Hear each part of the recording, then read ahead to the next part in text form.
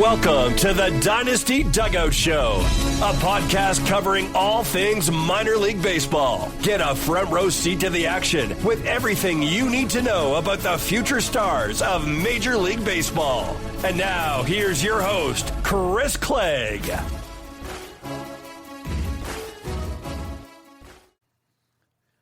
Welcome to the show. My name is Chris Clegg. I am the host of today's show and the founder of the Dynasty Dugout. You can go check it out at thedynastydugout.com for all things minor league baseball, Dynasty baseball. I got you covered. Today's show, we're going to dive in on the top performers from Wednesday. I'm going to break down some live looks at players that I saw last night and really standout pitchers is what we saw. A lot of standout pitchers yesterday on the minor league side of things. So we're going to break that all down for you. But first, if you've been around, you know the drill. The show is brought to you by Connect Roasters. Connect Roasters is Ian Happ's coffee company. It's incredible coffee. It's incredibly smooth. Happ's back from the IL, and you should go get his coffee. It's fantastic. They do a lot of good for the community, and so they give back, which I love. And you can get 2 bags of Gold Glove Blend. You can buy one, get one 50% off using the code Dynasty Dugout or click the link in the show description. Also, we're proud to partner with Chinook Seedery, the best sunflower seeds in the game. Chinook has a wide variety of flavors. They're all delicious. Just was snacking on some at the ballpark last night and on my way home. The cinnamon toast was the flavor of choice yesterday, but there's lots of good options for you. And you can get 10% off your order at chinookseedery.com using the code Dynasty Dugout. All right, so let's talk. Let's talk some players. Let's talk about who stood out yesterday. And I guess we'll talk about some live looks first. I think that'll be good to kind of hit on is like the players that I saw yesterday at the stadium. Went to Augusta. First time this year. I love going to Augusta. It's about a 2-hour trip. So I don't go too often, but I did go to Augusta last night for Luke Sinnard versus Trevor Harrison. And Luke Sinnard outdueled Trevor Harrison. The surface numbers, they were looking just okay for both of them, but Sinnard was significantly better than Harrison throughout the game. He went into the 6th inning, went 5 1/3. He did not issue his first walk until Theo Gillen was walked in the 6th inning, and then Sinnard was pulled. But Sinnard was incredible. What a great watch for me. First time seeing him live. I'm betting on him being in Rome, high A next week. I mean, he's too good for single A hitters. This was a 3rd-round draftee last year out of Indiana.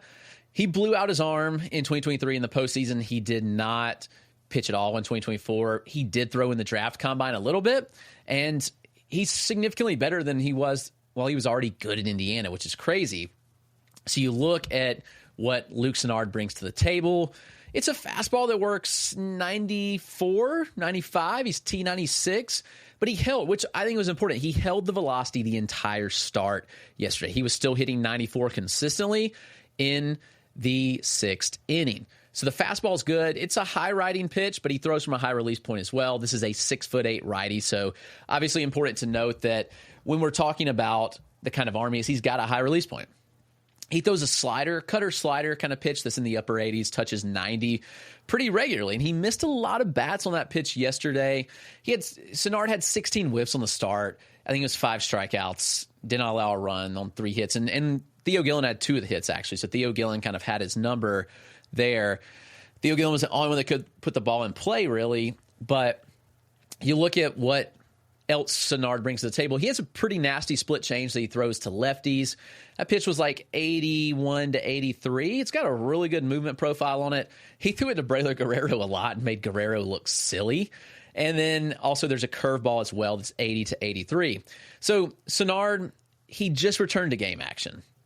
It's his first time back, and he has pitched exceptionally well. So I think we have to note that first off, that like coming back from TJ, your first game action, and you've looked like this. Okay, we also have to acknowledge this is a college arm in single A. So you look, and he's facing somebody just out of high school in Theo Gillen. He's facing someone that's just out of high school age in Braylor Guerrero, who came from the DSL and complex. So several of these guys he's facing, they're younger. Worth noting. But I think the stuff will play as he moves up. People have asked, how high do we go on Luke Sinnard? I wouldn't push him too high. He's not Spencer Schwellenbach. Like, that's not what we're looking at. The Braves do produce and develop guys, but I'm saying hold your horses. Like, I think he's like a top 250 prospect. He's a fun arm. There's something to dream on. I'm pretty excited about what Luke Sinnard brings to the table. So that was what I saw in him. Trevor Harrison, I've seen a lot. This is my third time seeing Harrison pitch in person. He sprays his fastball so bad. I mean, it's 95, 97, but I don't know. I just can't get there on him right now. He's pretty much fastball slider. He throws a upper 80s change up to some lefties on occasion, but I don't know. I struggle with Harrison. He's going to be a big faller in my ranks. Just the command's not there. Like, he has no clue where the fastball's going most of the time. So that's my concern with Trevor Harrison. Looking at some other guys, like, let's go beyond the live looks. There were a lot of Braves guys that performed, but I think Ryan Sloan's one of the best pitching prospects in the game. Like, Ryan Sloan is a dude, and he continues to do it. Like, Ryan Sloan just turned 19, by the way. Second rounder for the Mariners last year, but he did get a $3 million bonus, so he got first-round money. You look at Ryan Sloan, he's a 6'5", 220 righty, just a well-built frame. He's a starter, workhorse frame through and through. He looks really good. He's looked really good all season. So his first career start, he pitched an inning, and he allowed 2 earned runs, and he walked 2. But since then, like, this has been a masterful performance from Ryan Sloan. So, like, even with that in there, he's got a 3.33 ERA. But if you take out that one start and we go from that start forward, like, we're looking at a 2.7 ERA in 23 innings for Ryan Sloan with 28 strikeouts to 5 walks. He's gone 4 innings in each of the last 4 starts, which is good. He's building up innings. Remember, this is a high school guy. He just turned 19. The stuff is off the charts. Now, fastball shape doesn't wow anybody, but from a 6'5" frame, Sloan is throwing from a lower 5'5" release height. I think that's important to know. Like, he is throwing from a lower slot. From there, it's 95 to 96 consistently. Like, that's pretty good. I think that when you look at the IBB, it's like 13 to 15 inches. It won't wow you, but again, like, from the release point, it's not bad. He creates 8 to 10 inches of arm side run. Sloan can pitch, but it's not the fastball that is doing all the damage. It's a good pitch. It's got velocity for his age. He's going to continue to tick up. But it's the splitter and the slider that are so nasty. That splitter sits in the upper 80s. It's like 88 to 90 pretty regularly. Negative IBB, it's like 13, 15 inches of arm side. It's a disgusting pitch. Like, the split change is disgusting. And the sweeper has legit sweeping action. I think it's like 16 inches of sweep on it with about 0 IBB. So it's got depth as well. That pitch, really, really good. I am very much in on Ryan Sloan. Like, you look at the pitching prospect landscape. Like, Bubba Chandler's still up there. Andrew Painter's still up there. I think Chase Burns is in this conversation. Chase Dollander just graduated finally, so thankfully he graduated. Nothing against Chase. I love Chase Dollander. Y'all know that. But I like once prospects graduate off the list once they're in the majors. Don't have to rank them anymore. So my rankings update that's coming, I won't have to rank Chase Dollander, which will be fun.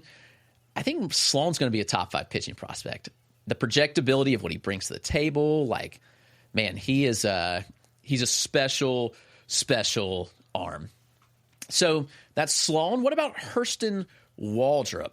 Waldrep is interesting. Waldrep was completely written off. Like, I guess for good reason. He was bad. He finished the year bad. He had a bad spring. He came into this year and he just didn't have it. And after one of the starts, like, I'm going back to May 1st. He didn't even get out of the first inning, by the way. 2/3 of an inning, 3 walks, 3 earned, 2 hits, 1 strikeout. He went back to the drawing board and he changed his delivery. He lowered his leg height. He's killed his head whack to the first base. Like, Waldrep falls off pretty bad, but he kind of fixed that a little bit. And the results have followed. So that first start out of the change in his mechanics, he went 5 1/3, 2 hits, 2 earned, 2 walks, 10 Ks. Start after that last week, he went 6 innings, 3 hits, 2 earned, 3 walks, 6K. And then last night, 6 innings, 6 hits, 2 earned, 2 walks, 9K. And he's generated 20 whiffs in, like, every one of these starts. He led AAA. He led all of the minors in whiffs yesterday. And Waldrep all of a sudden looks viable again. That just goes to show you how quickly the tune can change. Think about Mick Abel. Development of pitchers is not linear, and one small tweak can really change everything. Mick Abel, all the hype out of high school. He started his career good. He fell off bad in 23 and 24, especially last year. The velo dipped. Now Mick Abel comes back with better command and the fastball back up to 97, and it's legit. I am very much in on what Hurston Waldrep is doing. Yeah, the fastball's still bad. Here's the thing, guys. They've pulled the splitter. He threw the splitter 5 times yesterday in 94 pitches.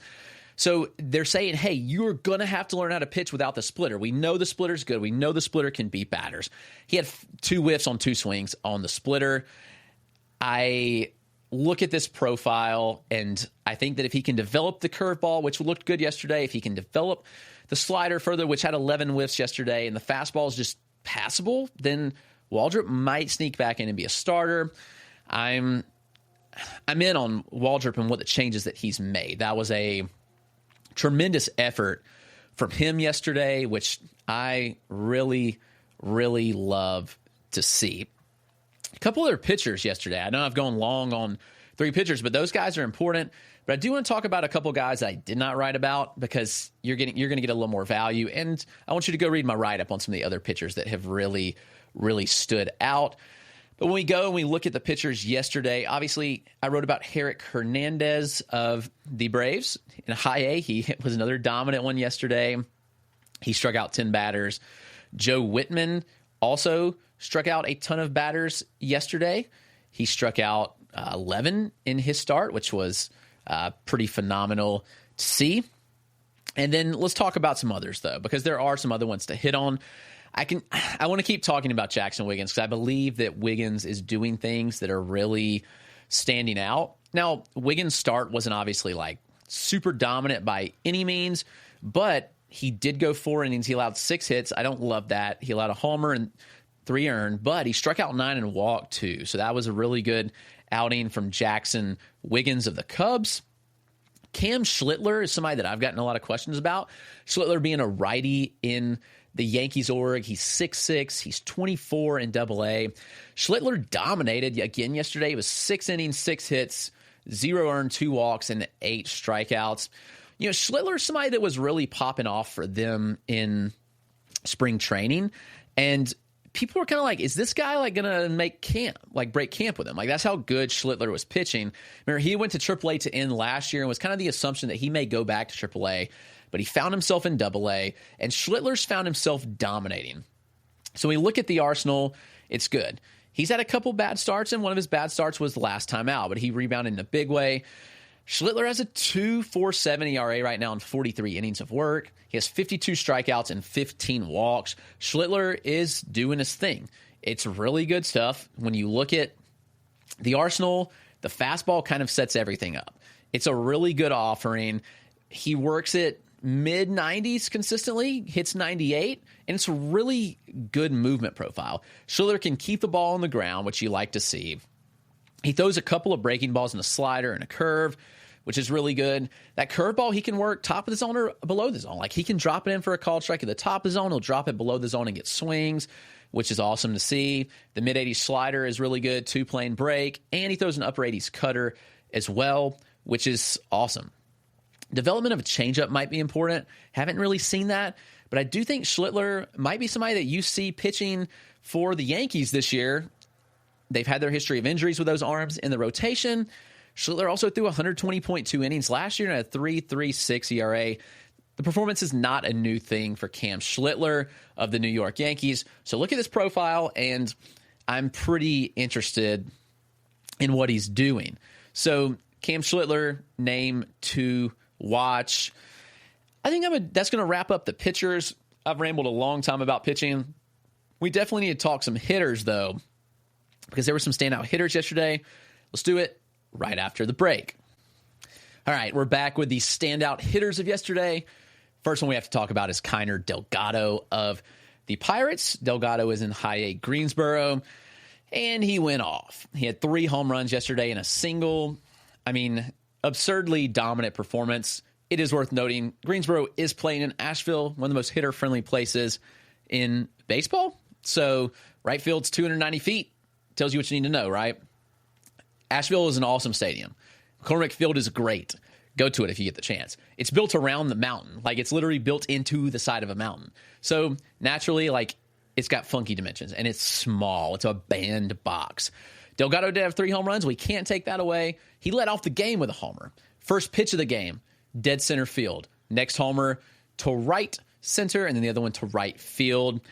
The home run in the 9th, though, broke the game open. It was a tie game, which pretty big spot there in the top of the 9th for Keiner Delgado. He did not hit his first home run until May the 4th, Star Wars Day. Maybe he's a big Star Wars fan, but Delgado has hit 7 since that day. We're at May 22nd right now, so yeah, that's a pretty impressive showing. Delgado does have a well below average hit tool. The contact rates have dipped even further this year. I think he's selling out for a little more power, which I guess if you want to do that, that's fine, but he is selling out for pop, and that's the results he's getting.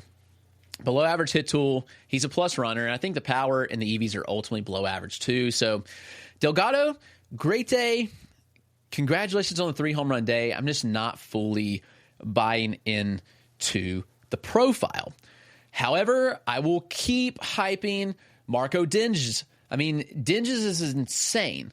This guy looks like a major league catcher. He continues to throw out runners. He's a really solid behind the plate. I got some 1.9 pop times on him. And he hits the cover off the ball with good contact skills. Dinges got bumped to high A, finally. He didn't need to stay in single A much longer. He was a college guy last year. He was JUCO 1 year at Florida State, so he will be 21 all year. That is worth noting. But look at what he's done this year. Marco Dinges is legit. That home run yesterday left the bat at 111 miles an hour.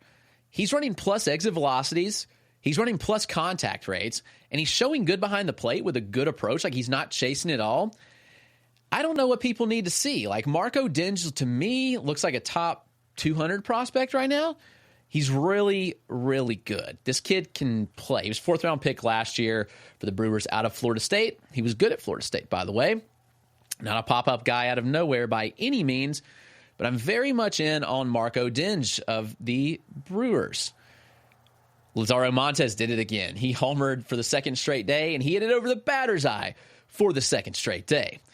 This one, 110 off the bat. It was 108 yesterday, or 2 days ago, off the mound. Tuesday, 108. Wednesday, the homer was 110.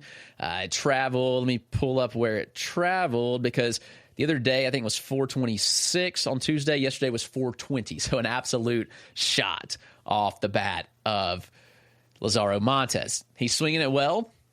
The contact skills are slightly improved from last year. There's still a little bit of a concern, but this kid's got pop. That is for sure. You can't take that away from him. Ronny Mauricio continues to swing it exceptionally well from in his rehab, I guess you could say. I think he's going to be back in this major league lineup pretty soon. He homered again, and you look at the underlying data for Mauricio, and it's pretty solid. He's always been a guy that's been toolsy. You kind of wonder, what is Mauricio actually going to bring to the table? Will he hit enough? That was kind of always the question. The approach was bad, but can he make it work? I mean, he's running a 90. He's had a lot of batted balls, so take it with a grain of salt, but he's hitting the ball hard. He's got a 109 max and 91 mile an hour average EV right now. Contact rates look good. The chase rate's below 30%, which is great for Mauricio. So, yeah, he's doing a lot of things that you want to see, and I'm excited about that. Mauricio will be back with the Mets pretty soon. I think he's going to be starting for that team pretty soon. I just think the bat's too good to keep out of a good team's lineup like that, and when he's fully healthy, you're going to see him back, and I think you'll see Ronny Mauricio performing. So, definitely in on Ronny Mauricio. If you can buy low, I would consider doing so, because there's just such a good feel for power, their speed, and despite the injury where his knee was jacked up, he's coming back and looking really, really good. You want to talk about a sleeper, because there is a sleeper that's not being talked about enough right now. That's Max Anderson of the Detroit Tigers. Anderson's swinging the bat exceptionally well right now, and he homered again on Wednesday. He has 7 home runs in 35 games this year. Anderson hit 11 all of last year. He's going to surpass that pretty quickly. The field of hits really good. You look, and the contact rates have been above average pretty much his entire career. Anderson is an aggressive hitter, so he's not going to walk a ton. In OBP league, he plays down a bit. but he's putting a lot of balls in play, which is important. And you look at the quality of the contact, while he is putting a lot of balls on the ground at 44% rate, when he puts the ball in the air, he is doing enough damage where he is getting those results. Max Anderson, look at the pulled fly ball rate. I think that's obviously pretty important to talk about here, because how much damage is he doing the pull side? That's an issue. I mean, he's using the whole field, but it's just a 30% pulled fly ball rate. So I think there's some legit gains with Max Anderson. I'm semi-interested in Deeper League. I think there's some intriguing traits with Max. So keep an eye on what he does. He's a second baseman in the Detroit Tigers org. That is Max Anderson. It's going to wrap us up. Thank you for tuning into the show. If you enjoyed it, please subscribe to your favorite podcast platform on YouTube. Give the show 5 stars. I'd much appreciate it. It goes a really long way, and it helps me a ton.